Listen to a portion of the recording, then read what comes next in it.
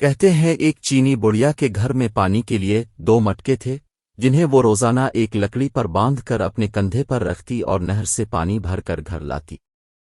ان 2 مٹکوں میں سے ایک تو ٹھیک تھا مگر دوسرا کچھ ٹوٹا ہوا۔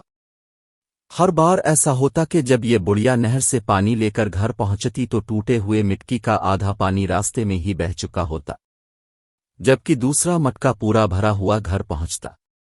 ثابت مٹکا اپنی کارکردگی سے بالکل مطمئن تھا تو ٹوٹا ہوا بالکل ہی مایوس، حتیٰ کہ وہ تو اپنی ذات سے بھی نفرت کرنے لگا تھا کہ آخر کیوں کر وہ اپنے فرائض کو اس انداز میں پورا نہیں کر پاتا جس کی اس سے توقع کی جاتی ہے۔ اور پھر مسلسل 2 سالوں تک ناکامی کی تلخی اور کڑواہٹ لیے ٹوٹے ہوئے گھڑے نے ایک دن اس عورت سے کہا، میں اپنی اس معذوری کی وجہ سے شرمندہ ہوں کہ جو پانی تم اتنی مشقت سے بھر کر اتنی دور سے لاتی ہو اس میں سے کافی سارا صرف میرے ٹوٹا ہوا ہونے کی وجہ سے گھر پہنچتے پہنچتے راستے میں ہی گر جاتا ہے۔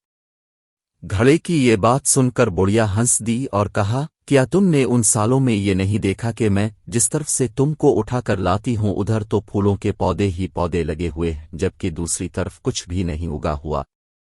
مجھے اس پانی کا پورا پتہ ہے جو تمہارے ٹوٹا ہوا ہونے کی وجہ سے گرتا ہے، اور اسی لیے تو میں نے نہر سے لے کر اپنے گھر تک کے راستے میں پھولوں کے بیج بو دیے تھے تاکہ میرے گھر آنے تک وہ روزانہ اس پانی سے سیراب ہوتے رہا کرے۔ ان 2 سالوں میں نے کئی بار ان پھولوں سے خوبصورت گلدستے بنا کر اپنے گھر کو سجایا اور مہکایا۔ اگر تم میرے پاس نہ ہوتے تو میں اس بہار کو دیکھ ہی نہ پاتی جو تمہارے دم سے مجھے نظر آتی ہے۔ یاد رکھے کہ ہم سے ہر شخص میں کوئی نہ کوئی خامی ہے، لیکن ہماری یہی خامیاں، معذوریاں اور ایسا ٹوٹا ہوا ہونا ایک دوسرے کے لیے عجیب اور پرتاثیر قسم کے تعلقات بناتا ہے۔ ہم پر واجب ہے کہ ہم ایک دوسرے کو ان کی خامیوں کے ساتھ ہی قبول کریں۔ ہمیں ایک دوسرے کی ان خوبیوں کو اجاگر کرنا ہے جو اپنی خامیوں اور معذوریوں کی خجالت کے بوجھ میں دب کر نہیں دکھا پاتے۔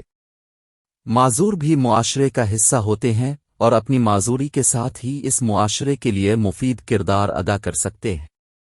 جی ہاں، ہم سب میں کوئی نہ کوئی عیب ہے، پھر کیوں نہ ہم اپنے ان عیبوں کے ساتھ ایک دوسرے کی خامیوں اور خوبیوں کو ملا کر اپنی اپنی زندگیوں سے بھرپور لطف اٹھائیں۔